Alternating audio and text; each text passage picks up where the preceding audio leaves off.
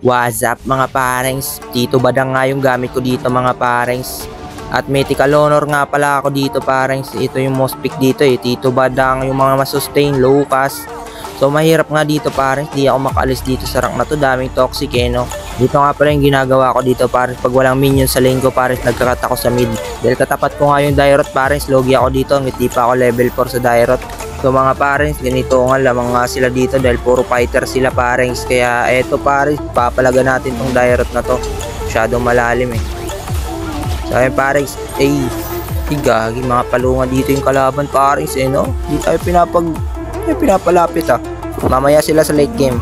Ayun, di muna ako umuwi parents, sayang yung minions dito Di na ako nagtitipid dito sa skill sa rank na to parents. So gusto nyo nga makarank up parents, huwag kayo mag pure damage dito sa XP. Mas maganda ngayon yung sustain mga parents.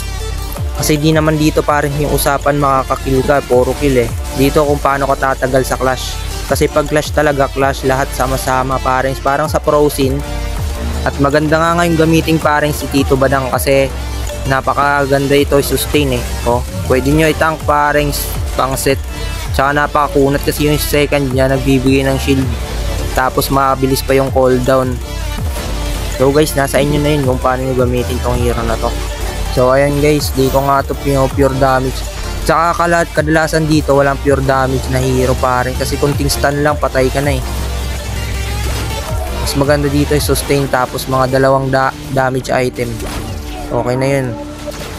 So guys, tingnan nyo naman kung gaano kakunat tong Badang natin pareng. So,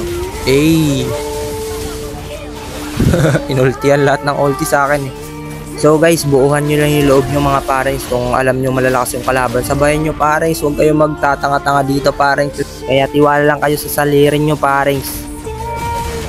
Laruin nyo lang yung gusto nyo laro parents. Mananalo talaga kayo. Huwag kayong magpapadala sa kaba parents.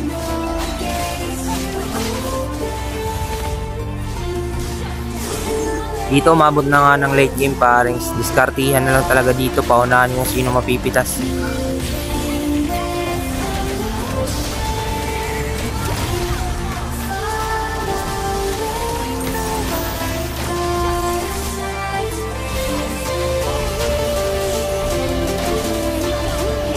So ayun mga parents, panalo nga kami sa clash na yun parents. Kaya panalo kami. Nice list ng kalaban na kampi natin. Let's go! Sana makamitik na tayo parents. I'm Mythical Immortal.